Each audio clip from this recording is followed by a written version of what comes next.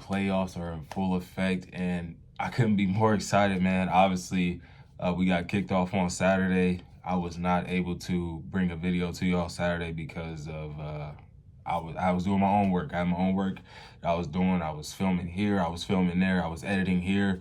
I had a lot going on Saturday, but I was locked into the games that I could lock into, starting off with the Minnesota Timberwolves versus the Los Angeles Lakers. It started off in the Lakers' favor, 7-point lead going into that second quarter. Luka had 16 easy points in that first quarter, 16 of their 28 to be exact.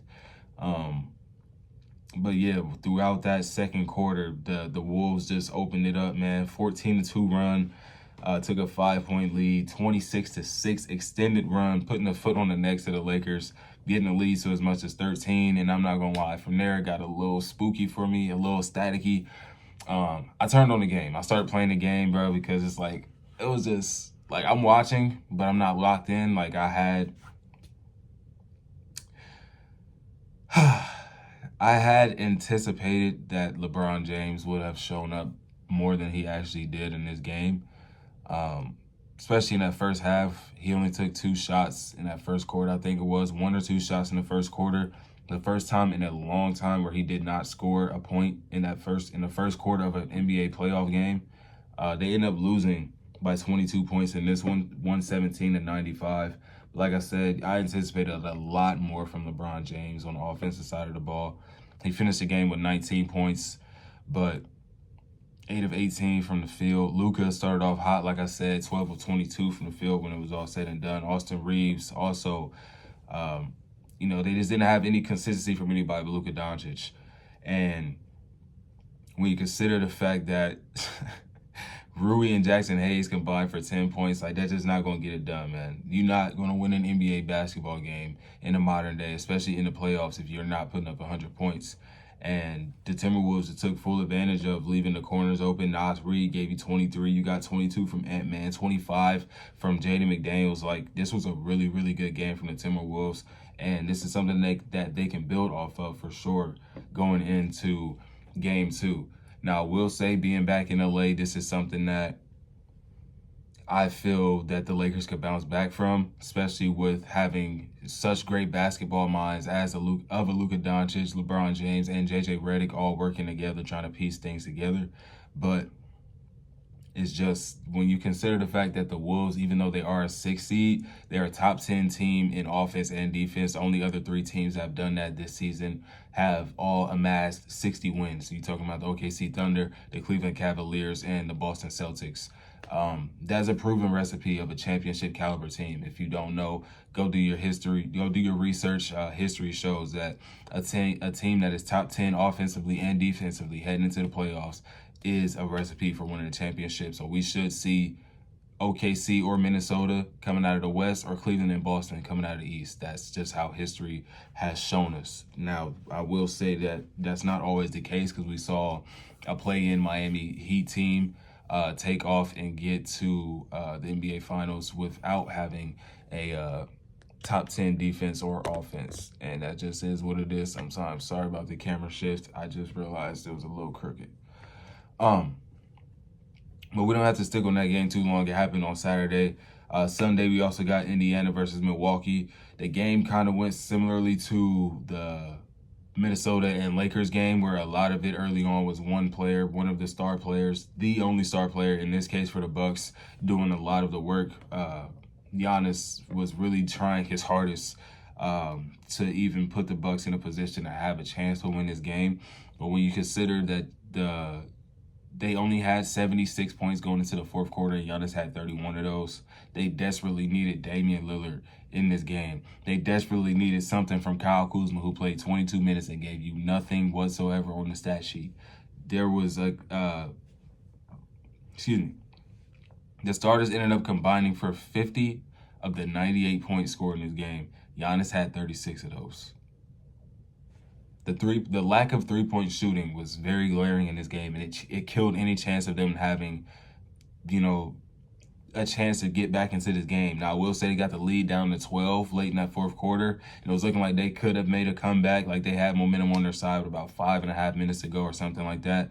But just 9 of 37 from deep is not going to cut it, especially when you consider how well Indiana was shooting, especially early on in that game. 24 points was their largest lead going into the half. 28 points, I think, was the largest lead for the game. And it was just not the best. Like, there wasn't really a scheme outside of, pack the paint and prevent Giannis from trying to do what he does, because they knew everybody else wasn't going to step up. And that's exactly what happened when you consider the fact that Giannis, like I said, had 31 of the 78 or so points going into the fourth quarter. You had Andrew Nembhard, who came out being extremely aggressive to start the game, bullying defenders out of the way, whether it was Brook Lopez, whether it was Gary Trent, whoever was in front of him. Andrew Nembhard was really putting his foot on the necks of the Bucks. 14 points in that first half, 6 of 7 shooting, hitting a crazy dagger before halftime over Giannis from about 28 feet. Putting a stamp on the game, giving them their largest lead up to that point. He ended up with 17 points, 4 rebounds, 5 assists, and 2 steals. One of my favorite young players in the league, Benedict Mathurin. His confidence in himself, not only on offense and defense, has impressed me from this day that I seen him in the league. The first day I seen him in the league. I'm not a big college guy, so I don't even, have much recollection as to what he did in college, but just the way his poise coming into the league and just his killer mentality, so to speak. I've always enjoyed that, watching Benedict Mathurin in that first half. He had a really big impact on the game. 11 points and 3 rebounds, like I said, on both ends of the floor, supplying energy and effort, applying pressure to that lowly Milwaukee offense without Damian Lillard. I really like the way that Miles Turner played in this game as well. Literally like the prototypical center any coach would want on their basketball team. Nearly 7 feet tall, can stretch the floor with the best of them. One of the premier rim defenders in the league, and he can move his feet out there on the perimeter as well. So I understand why the Pacers love him so much. He is a guy that has been there his entire career. Don't know if he'll end up a Pacer for life, but it feels like that is the kind of player that will end up being on one team just because of the way that they like to play, especially now that you have Pascal and Halliburton. You need that big that can stretch the floor. Miles Turner does that for them perfectly. Time and time again, especially on the defensive end, he showcased that he is the guy that you want to try to not build with or build around, but build with. 4 blocks in the game, 19 points, 5 rebounds, 2 assists and a steal, 4 of 6 from deep, 58% from the field as a whole. This was just an amazing game from the Pacers as a team. Like Pascal, consistent as always. It was a very quiet 25 points in my opinion. 10 of 15 shooting. He led the way offensively for Indiana. A veteran player that has been to the mountaintop. He has seen and tasted the finest fruits of the champions. Pascal Siakam, I feel, is the perfect player to fit into this team. He's barely even 30 years old. He's 31 years old. Like, this is the perfect piece for this young Pacers team to be able to try and compete. Like I said, obviously no Damian Lillard on the other side, so this was a much easier game one for them than many of us would have anticipated. Damian Lillard is rumored to come back either game 2 or 3. Game 2 will be tonight, if I'm not mistaken. I know we got OKC playing Memphis again tonight. Yeah, 7 o'clock, you got the Pacers and the Bucks. 7:30, OKC versus Memphis, and then game 2 as well of Minnesota versus Los Angeles. So we'll see if Damian Lillard, I haven't heard anything yet, any reports that said he will be playing tonight, so we'll just assume he'll be back for game 3. They are still in Indiana, so this could be going into Milwaukee down or up 2-0. And Damian Lillard is going to have to try and be Superman when he comes back, as opposed to trying to ease into playoff intensity and playoff basketball, just because they are down so bad, down 2-0. I don't see a world where they win this game, especially considering how much of an effect the crowd had on Giannis when he was shooting those free throws. Counting him down from 10 every single time. He will reach 11 or 12 even at some points. Obviously, the crowd's count doesn't matter to the referees, but the count, when you have 15,000 people screaming 1, 2, 3. While you're trying to focus and lock in on the free throw, that definitely affected Giannis. You saw that throughout the game. The crowd played a major part in this, and that's why I really feel like, aside from the players and the teammates of Giannis not going to be able to show up, Kyle Kuzma might give us a little something. Bobby Portis might give us a little something. Gary Trent played a decent game. AJ Green shot the ball really well. He's going to be nice for them, but you need more than just 98 points in a basketball game. So I can see this definitely going into Milwaukee in Game 3 with the Pacers being up 2-0. Moving on to the best game 1 of all 8 series, LA Clippers versus the Denver Nuggets. This is probably my favorite series that I've watched probably in 3 years.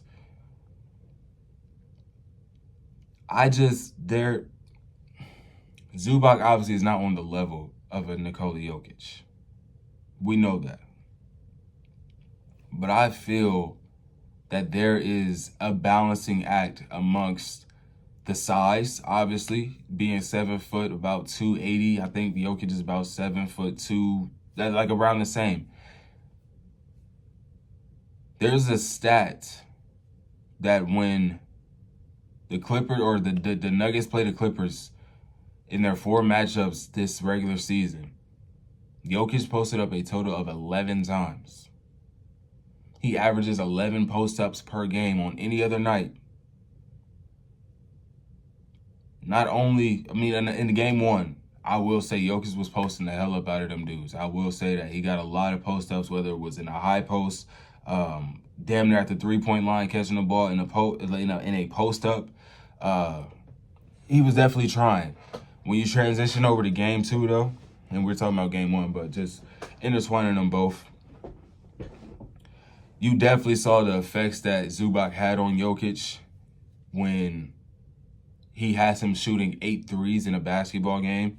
His first 2 shots of the game were 3-pointers. Obviously, he knocked them down and they were open.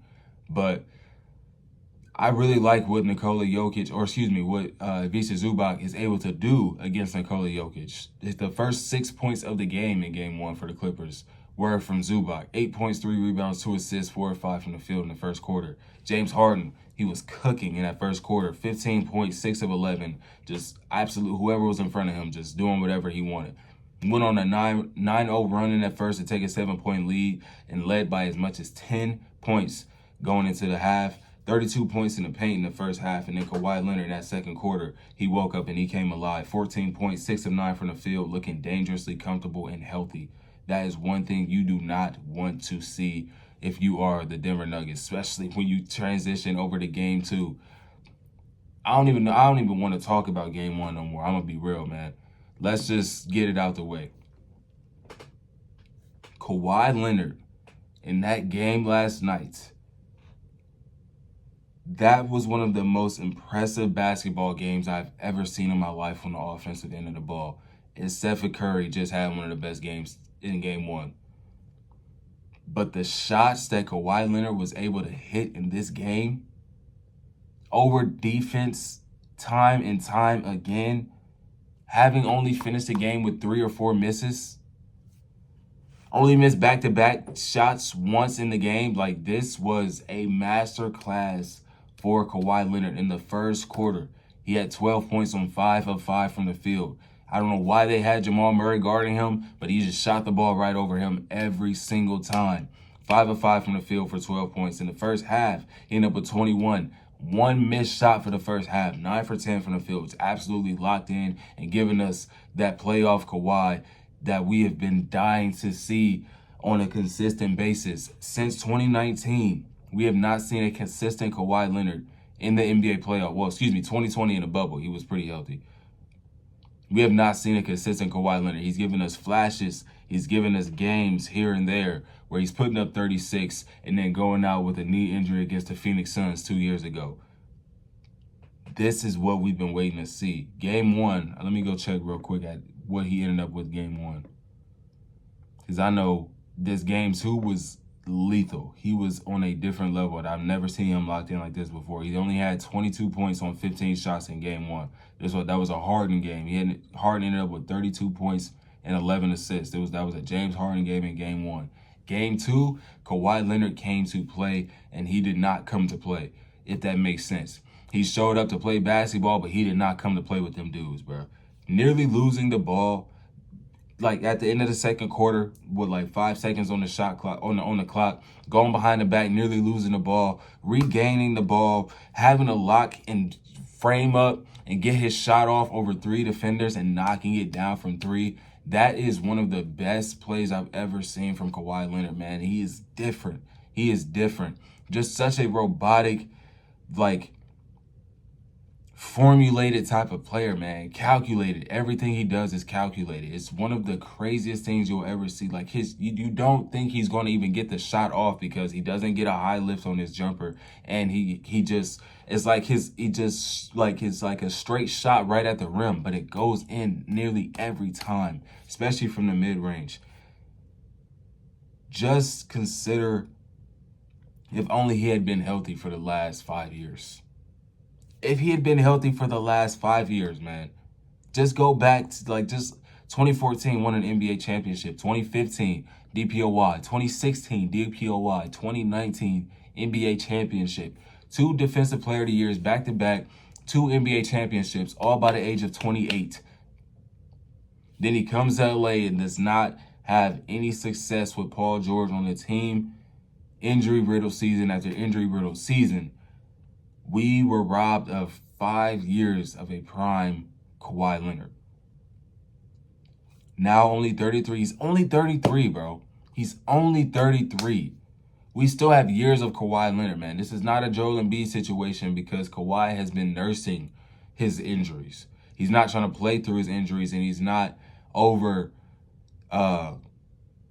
asserting himself if he doesn't need to. He has even praised the Clippers for allowing him to go and find other doctors to talk to and get different opinions so they can get him right. This is a scary team, bro. This is a scary team, bro, especially when you consider the fact that James Harden, obviously, he didn't have his greatest game in game 2. He ended up with, 17 points? Yeah, he ended up with 17 points, and he didn't really get much of those until the second half. Or, 18 points. He had 8 points in the second quarter and then 10 points in the second half. So,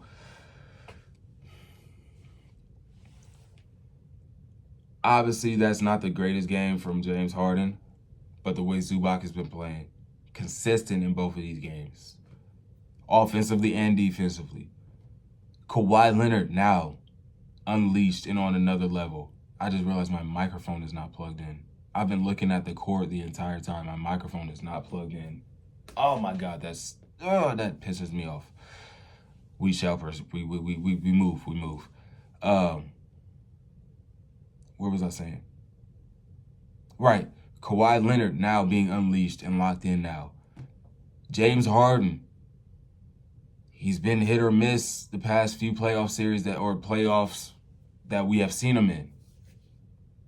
But I know, and we can still see very clearly, that Houston James Harden is still in there, man. That Houston James Harden is still in there, bro. And he can pull him out on any given night. Obviously, we know he can do with the ball in his hands, trying to make plays for players. Even ended up with 7 assists in this game with his team not being able to hit shots consistently. Kawhi Leonard, a lot of his offense was generated through himself. James Harden tried to get Zubac going. Like I said, he ended up with 7 assists. Zubac ended up with 16, 12, and 4 assists, 6 of 10 shooting. He's trying to make plays himself out of the post when James Harden's getting him the ball, and Zu's trying to make plays out of the post himself, finding Chris Dunn on the back cut or finding Norman Powell in the corner for an open 3. This is a team that is built to win. I'm not even going to lie to you. This team is built to win. Their bench is not the greatest. Their bench is definitely not the greatest, but the top half of this team, with a Chris Dunn being the defender that he is, you have Norman Powell able to score the basketball the way that he is able to score the basketball, hit some really timely shots in this game, although he only ended up with 13 points on 14 shots. This is a veteran team. You got Ben Simmons coming off the bench for the defense. Also some playmaking. You got some rebounding as well. Darius Jones Jr. is a wild card. He can hit you. He can hit 3-4 threes in a basketball game. You know what he can do as far as high flying and getting to the rim and being able to make plays. His rebounding is not is impressive for a guy his size, being such of a slender frame. You got Nicholas Batum coming off the bench as a sniper and a veteran. And you also have Bogan Bogdanovic coming off of the bench, supposed to be their other sniper as well. So they have the pieces of a championship team. They are built to win.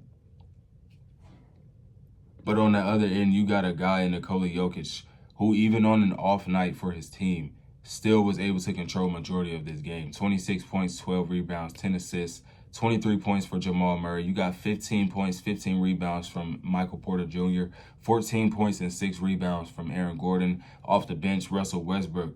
Man, Russell Westbrook, let me go back to game one real quick. He is the difference maker in this team. He is the reason why, even in game two, they were able to be in the game the way that they were, because in that fourth quarter, time and time again, three-point shot, getting to the rim and getting a free throw, getting back tips for offensive rebound opportunities. His defensive intensity, his aggression always during the game, his attention to detail. Although he did have that blunder of a turnover in the backcourt where the Clippers were able to get a quick basket out of that, I still know Russell Westbrook is a quality NBA player. He's a quality point guard. He's not a starting point guard on this team, but on any other team, I believe he could be a starting point guard.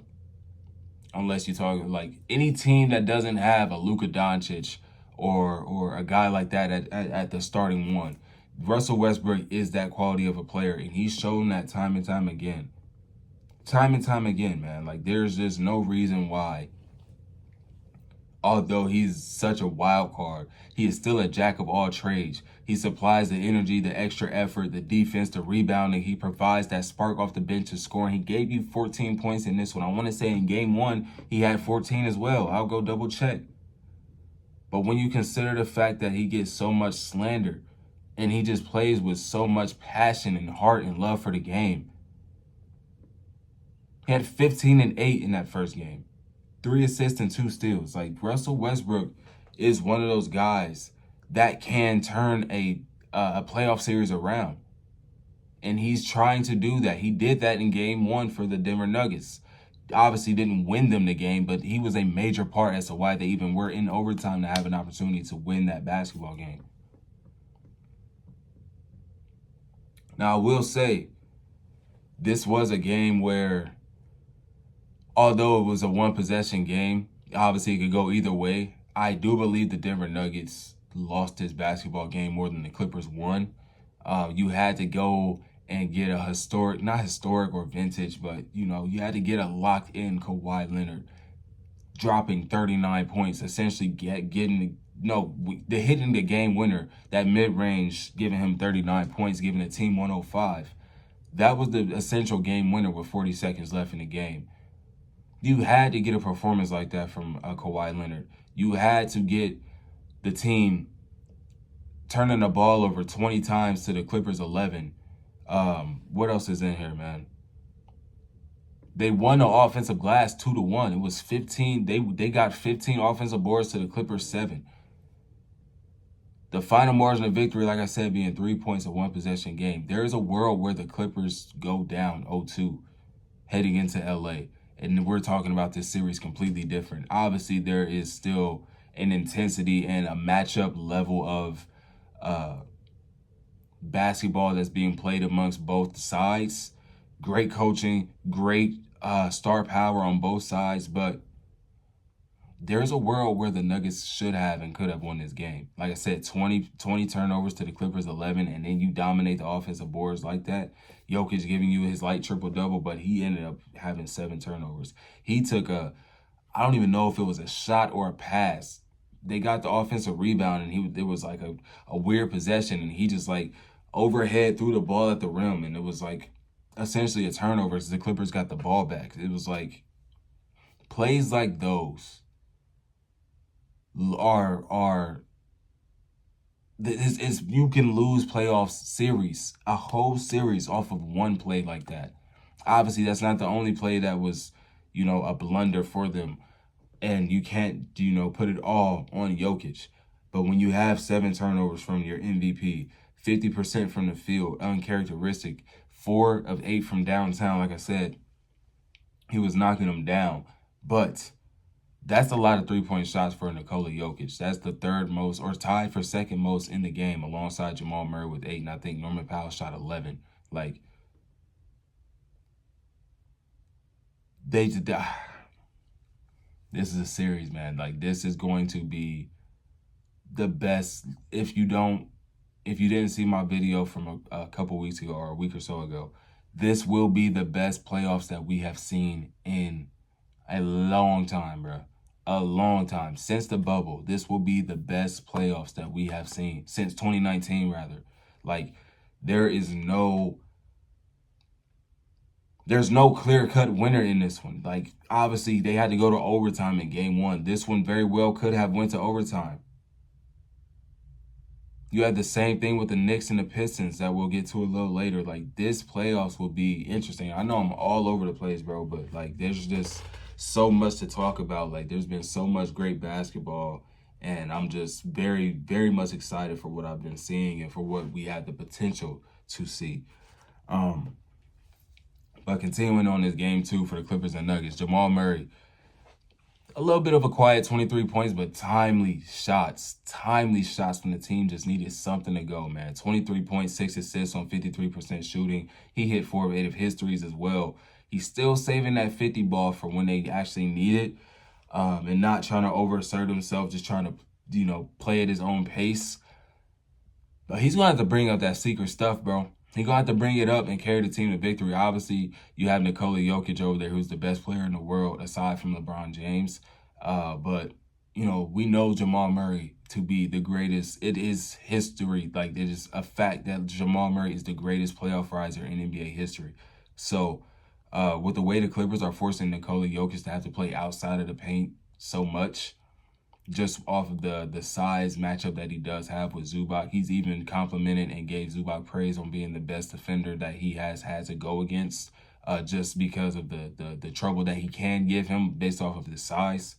We're going to have to see that from Jamal Murray. They're going to have to get it from somewhere else, and we know that Jamal Murray is capable. We're going to have to get that kind of performance. We're going to have to get a 25-point game from Aaron Gordon at some point in time. We're going to have to get a 5 to 6 3-point performance from Michael Porter Jr., with the Jokic only being able to score 26 points. Like, if y'all wouldn't have, they scored 102 points in this basketball game.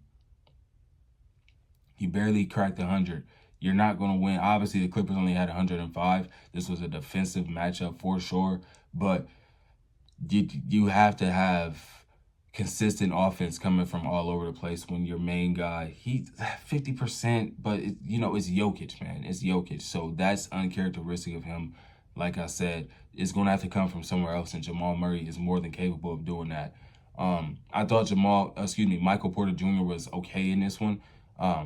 He was able to capitalize off of, numerous rebounding opportunities and open looks when the defense was giving him the 3. He was 2 of 4, making the defense pay here and there.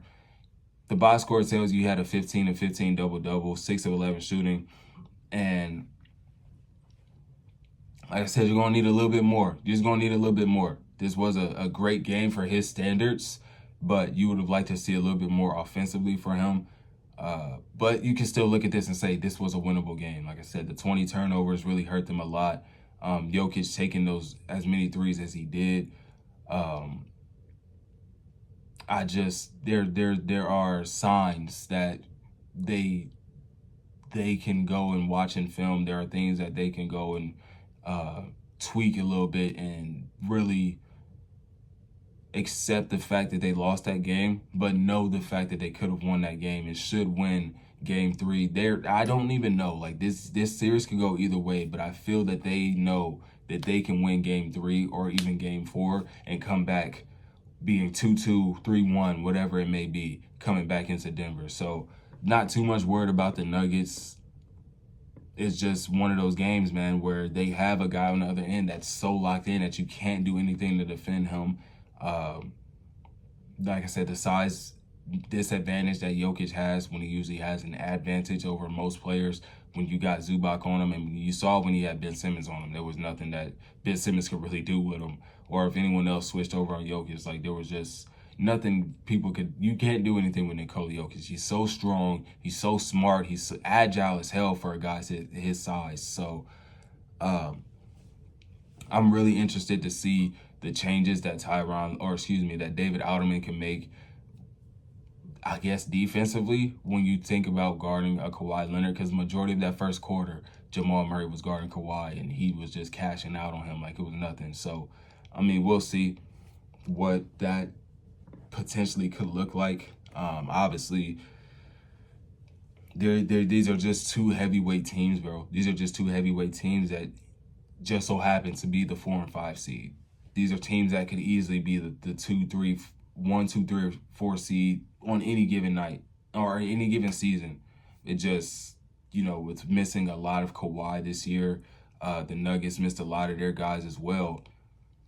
That's just where the chips fell, and they just so happen to have to meet each other in the first round. And I couldn't be more happy about that, because obviously my team would have been number one regardless. We just were dominant all year.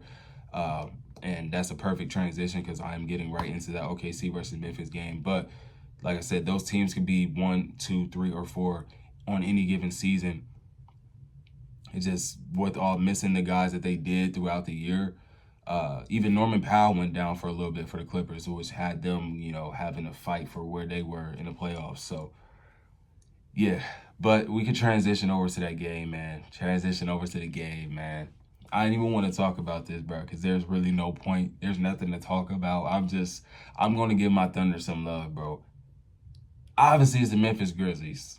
So it's not like we just went out there and dog walked the Nuggets or something like that, bro. But 51? 51 points, man, like that. What, you want to talk about a dominating way to start your NBA Finals run? This is the perfect way to do so. Like, encapsulated off by Shea just having 15. He started off, I want to say 1 for 9, 1 for 10, and we were still up 30 points at the time. Like, the defense is historically great. There is no other team that's better than the OKC Thunder 2025 team at defense, and it is historically proven. Go check every stat you want to check. We check all the boxes. We held a team to 81 points while scoring 131. They barely cracked 80 points, my man. Like, over the last, and this isn't even including game 1, but the last 9 meetings that OKC and Memphis have had, the Thunder have won on an average of 17 points per game, and they thought that Memphis was going to come in here and have a chance to win against OKC in that crowd. Did you hear that crowd? Did you see Cason Wallace just boomstick Jaren Jackson Jr.? Are you serious? Did you see J-Dub tear the rim off after the steal? Are you serious? Bro, I was in my room going crazy, bro. I was in here going crazy. Like, this game was so amazing. It didn't start off this way. It did not start off this way. This was a tough, scrappy defensive game for the first 6 minutes of the game. Obviously, both teams having the sizable front courts and dynamic play amongst the guards. They can offset each other, and that showed early with a Zach Edey versus Hartenstein, or Jaren Jackson versus Chet, or Jaren Jackson versus J-Dub. Like, this was a game where it could have gone either way, but somewhere down in that back end of the first quarter, OKC was able to figure it out. And going into that second quarter, there was just nothing that they could do. OKC got a couple of solid runs in by just locking in on defense and able to convert on the other end. They took a 12-point lead going into the second. Like I said, down that stretch of the first, just able to figure it out. A lot of Isaiah Hartenstein's success on that little push floater, 3 for 3 in the first quarter, 3 rebounds. Like, Chet was able to put his mark on the first quarter as well, 7 points and 7 rebounds. Hit a 3 off the catch, got a big-time block on Zach Edey. So did Shea Gilgeous-Alexander. And then, it's just this is the type of player and just play from the team in general that we're going to need to be successful. But for Chet in that first quarter, that's the type of player that we're going to need him to be for this to be any kind of championship caliber team. He's going to have to knock down a three. He's going to have to rebound the basketball. He's going to have to block shots. He's going to have to be that deterrent in the paint. And we saw a lot of that throughout that first half. I did not watch the second half that much. I mean, it was still on the TV, but I was not really watching. Obviously, there's no need to watch a game that's up when you're up by 30-plus points. But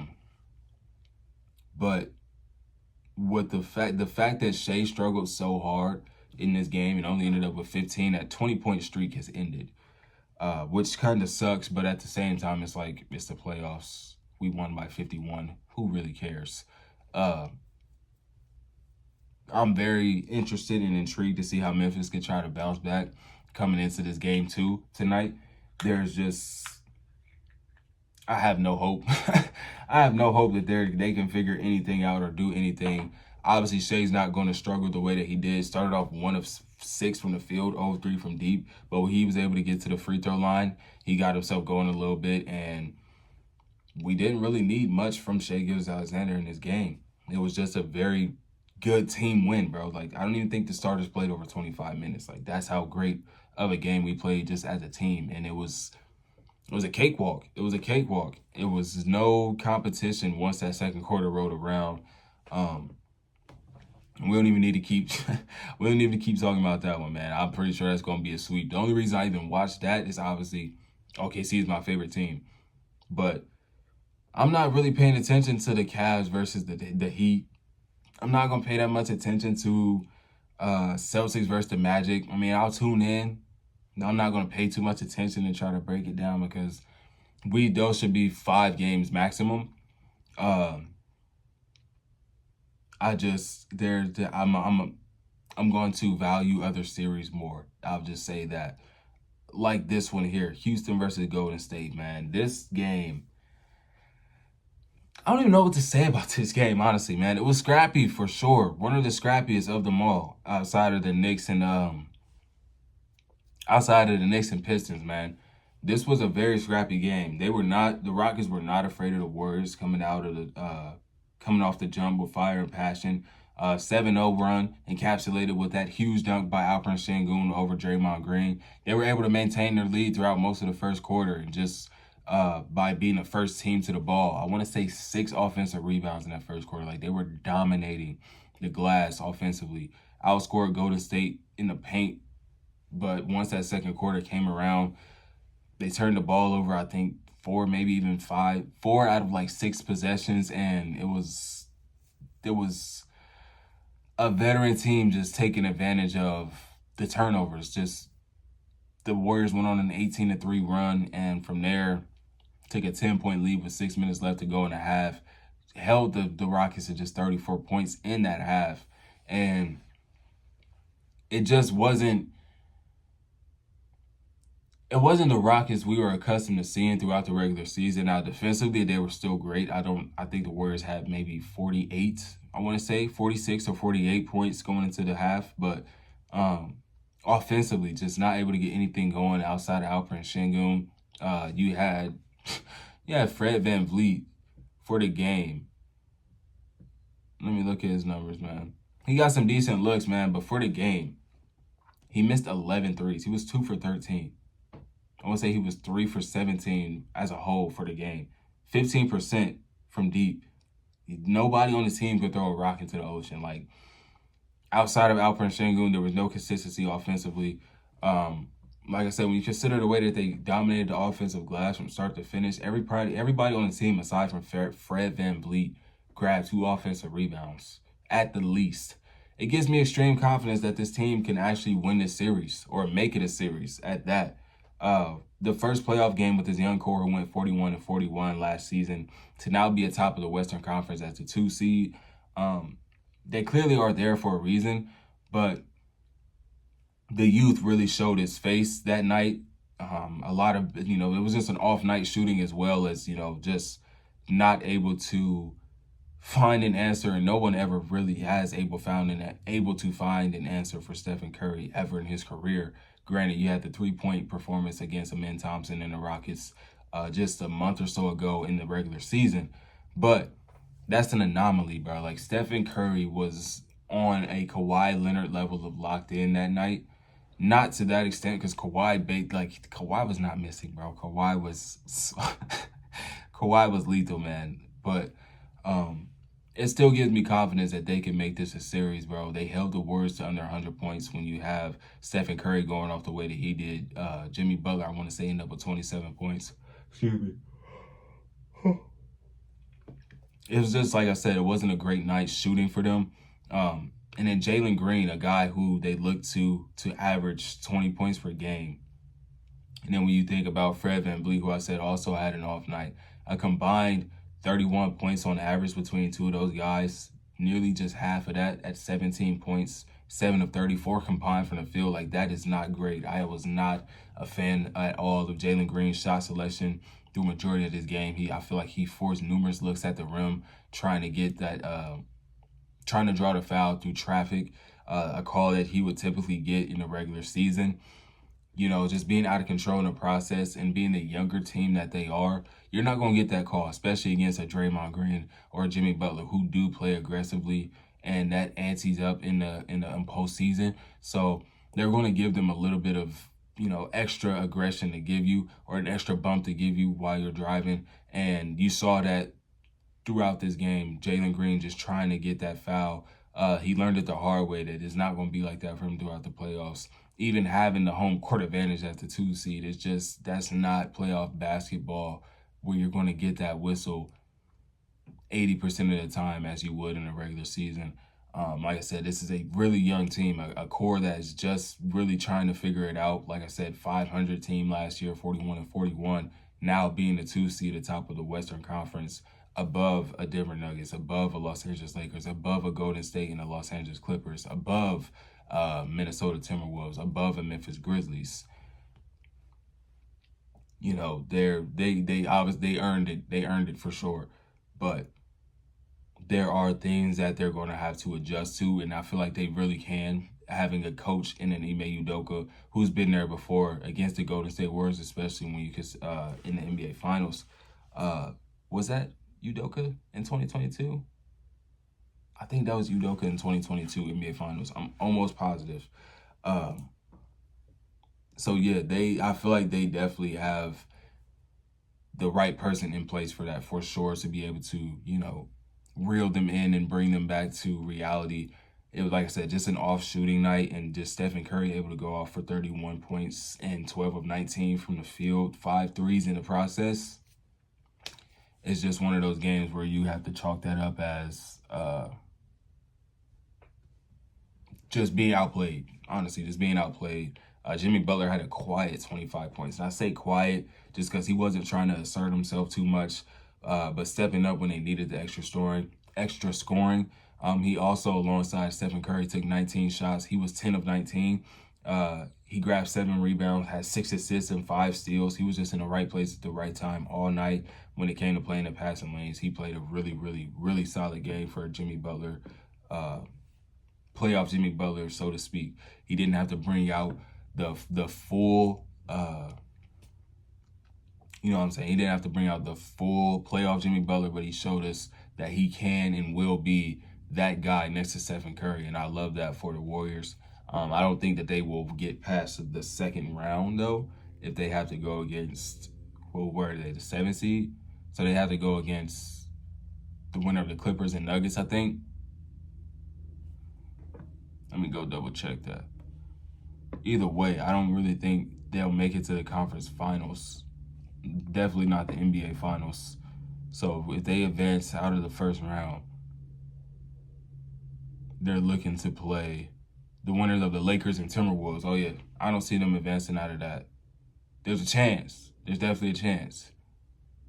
But the Lakers have had their number this year, and I just think the Timberwolves are equipped to play against a team like the Golden State Warriors.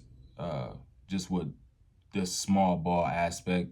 Obviously, Rudy Gobert has had his playoff woes, but a lot of that is just over contextualized just due to it being in like big time moments, like a Luka Doncic step back game winner over him last season. Like, it's just, or the Terrence Mann thing a few years back. Like, those are just moments in games where we see a Rudy Gobert being taken advantage of. But I saw a video a couple weeks back of every ISO possession that Rudy Gobert had last playoffs. Not a lot, but some of that being on like a Kevin Durant or LeBron James. And he held his own, man. I said LeBron James. I said it. held his own against a Kevin Durant or Luka Doncic. Like, there's lineup alterations that they can make now. Obviously, having a Julius Randle who you can play at that small ball 4, or small ball 5, excuse me. You got Nas Reed out there as well, interchangeable 4 and 5. So I feel like, I don't even know where I'm going with this, but if the Warriors do advance out of the first round, which there is a chance, but I also really like the Rockets' chance. Like I said, they dominated the offensive glass, and they were just having an off shooting night, and they held the Warriors to under 100 points. I think if they just really find some consistency from someone else other than Alperen Şengün, who gave you 26 points, 9 rebounds, and 3 steals, just 1 assist for the game. But like I said, his teammates were not consistent, missing a lot of shots. Him himself, he was 11 of 18 from the field, the steadiest player all game for them on both ends of the floor. Even on defense, he had a really solid performance. But a guy like a Jabari Smith Jr., who contributed well on defense per usual, gave you a steal in the block, but he also gave you 11 points on 3 for 3 from the field. He can build off of that, snagging 6 boards, cashing out on all 4 of his free throws. That is something that he can go and reflect on and be like, okay, I had a great game. How can I take that and build off of it and have an impact on game 2? I feel like Ime is smart enough to realize the game that Jabari was able to give them and kind of, intertwine him into that lineup a little bit more than he did in that first game. Not to say he didn't do enough. I want to say he played 24, 25 minutes, but they're going to need more consistency from guys offensively, especially Jalen Green, Fred VanVleet, who I said they look to for, on average, a combined 31 points per game. Amin Thompson also didn't have the greatest offensive game, but if that boy gets a 3-point shot, the league is in trouble if he gets a 3-point shot, because he's not even looking to shoot the 3. They're not even, they're daring him to take it, and he's not even looking to shoot the 3. He has a little bit of a midi he can get to time and time again, but he's really looking to get to the rim. And with guys like a Draymond, with guys with Jimmy Butler out there, even they had Looney in at times. It's just, those are defensive guys that are typically not going to allow too many paint drives getting past them, especially when they collapse the way that they did. They're just going to have to figure something out offensively, especially from, the star players in a Jalen Green and Fred VanVleet. And then, last but not least, we got game 2 of the Detroit versus New York game. I didn't watch the first half of this game. What was I doing yesterday? Where I wasn't home. I don't know, but I didn't get to watch the first half of this game. But Detroit was up 55-49. Cade ended up with 20 points, 7 rebounds, and a steal, 7 of 12 from in the first half. He had a clean veteran-like move to finish over 2 defenders as the time was expiring in that second quarter. I did watch the last 20 seconds of it, so I caught it on the back end. He gave the Pistons a 6-point lead with that basket, though, and continued to lead the way for his team throughout the third. 4 of 7 from the field, 9 points. The only player that was able to provide consistent offense for a team that was really struggling to get the ball. Both teams really shot poorly in that third quarter last night, but he gave them an 8-point edge going into the fourth quarter. And just as the game went on, guys like Tobias Harris, Jalen Duren, Dennis Schroeder, but they just were making plays, not only offensively, but defensively, able to grab rebounds. Tobias Harris came up really, really huge for them in that second half on the glass. Jalen Duren as well. Obviously, on the other side, you got guys like Jalen Brunson, who in that first half kind of tried to match Cade on the offensive end, 17 points. He also had 4 assists, 6 of 11 from the field, 3 of 5 from deep. But in that third quarter, the defense of Ausar Thompson gave him some trouble. The Pistons in that painted area, packing the paint on him, really gave him some trouble. He was 2 of 7 in the third, but in that fourth quarter, we know who Jalen Brunson is, and at the time he comes alive. He really tried to put the team on his back and bring them back to win this game.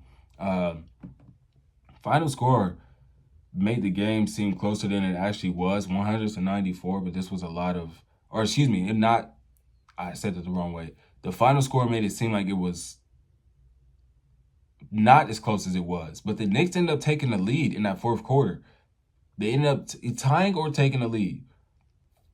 I know it was 92-92, but I can't remember if they went up 94-92 and then the Pistons just, coasted off to the next 6 to 8 points for the victory. But this was a really close game, bro, considering the fact that Karl-Anthony Towns did not have the greatest game offensively. OG neither had the greatest game offensively. In the first half, they combined for a total of 14 points, man.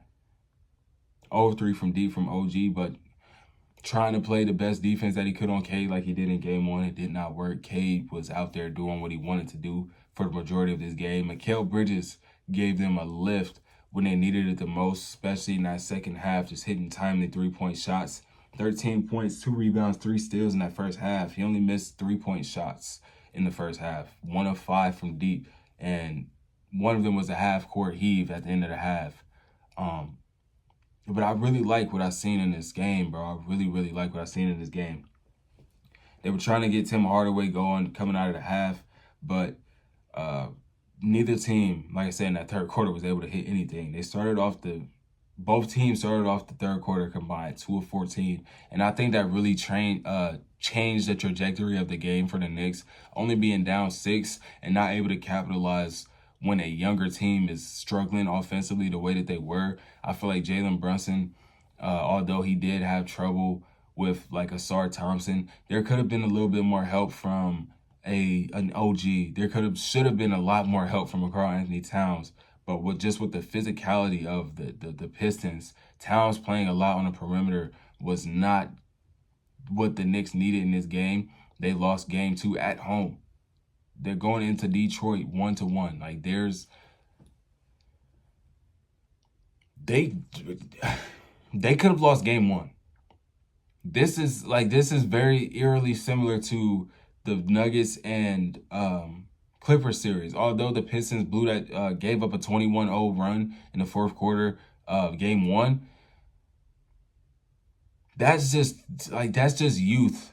The youth showing its head in that one, bro. Like, there was a lot of turnovers, a lot of just easy baskets out the rim for the Knicks in game 1. But still were up 8 going into the fourth quarter. Like, oh my gosh, man. This series, both of these series, like the Nuggets and Clippers, and then this Knicks and Pistons, I'm honestly confused on how to even talk about these series, bro, because there's just so much going on. There's so much going on. I've already been talking for 53 minutes. This wasn't my greatest episode. This wasn't my best work. There was a lot of games. We had a total of 10 games over the course of 3 days. Obviously, I couldn't watch them all, so I got bits and pieces here and there. This is a bit all over the place. I got a day off of work today just to be able to, not just to be able to record this, but having had that day off of work today to be able to record this, I really, I'm grateful for that. But I wish we could have gotten a little bit more into it than we did. It was more so just a lot of just rambling. But trust me when I say, man, when we come with the rest of the videos, it will be a nightly recap. We won't be trying to recap 7-8 games in one video. It's just the way that it had to be for this one. Like I said, tonight we got Pistons. We got Grizzlies, Thunder at 7:30. We got Pacers, Bucks at 7, and then Minnesota versus the Lakers at 10.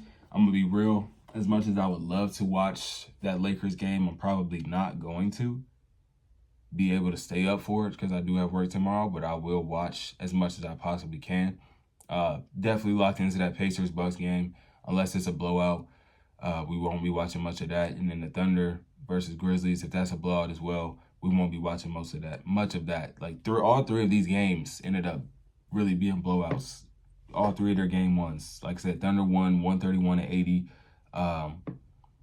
The Pistons, I keep saying Pistons. The Pacers won 117-98, and then 117-95. So 3 games that ended up being blowouts in game ones. We have their game twos being tonight.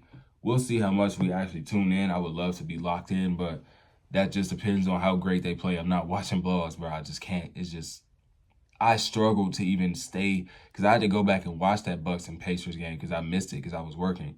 That was the first game of the day. I struggled to finish watching that game, but I had to so I can see what happened and why the game ended up the way that it did. I struggled watching that Lakers game live. I didn't too much care for the Thunder. That's my team. Like, we're going to blow them out. We're going to blow them out. I don't have to analyze. I know who my team is. So, yeah, man, we're going to see. I definitely appreciate anybody that tuned in. Another episode with the Sideline perspective in the books. We definitely want to get more consistent with this going on. Season 2 was very lackluster for us. We're on episode 7 or 8, and we're in the NBA playoffs. I mean, come on now. I do chalk that up a lot to me just having like no time really to be able to watch as much basketball as I wanted to and be able to bring a weekly podcast like I originally planned on. But yeah, man, what time? Not being in school anymore.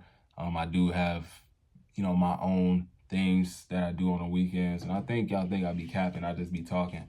I put this camera right here to use, man. I'll be putting this bad boy to use. There's no battery in here right now. It's on the charger. Or I will show you a little bit of what I've been doing. But yeah, bro. When the time comes, man, we gonna get that consistency right. And I'm telling y'all, we will be taking off. We got 176 subscribers right now. I'm in it for the love of the game, bro. This is all for the love of the game, bro. I got my own things that I do on the side, bro, that, will end up being my career. YouTube never really was an aspiration for me as a career. It just is an avenue for you to build a career. And that's what I'm trying to do through these videos, through this podcast. Obviously, we have to build much faster than we have been. And I will do that. I'm actually actively working with a few people right now to try and see if, I could have some help doing this stuff. Obviously, a one-person podcast is not as exciting as a panel with 3 or 4. So I definitely want to try to get that going. I also still got the morning show idea that I'm trying to get going. Just a lot in the works, man, that, is going to... It's going to be exciting. It's definitely going to be exciting, and I can't wait to bring it to y'all. It's just a matter of time. It's just a matter of time, bro. But I'm going to get out of here, man. 58 minutes. I appreciate anybody that sat and listened to this whole episode. And, yeah, I'll catch you on the next one. Sideline perspective. Reese the Sideliner. I'm out of here, man.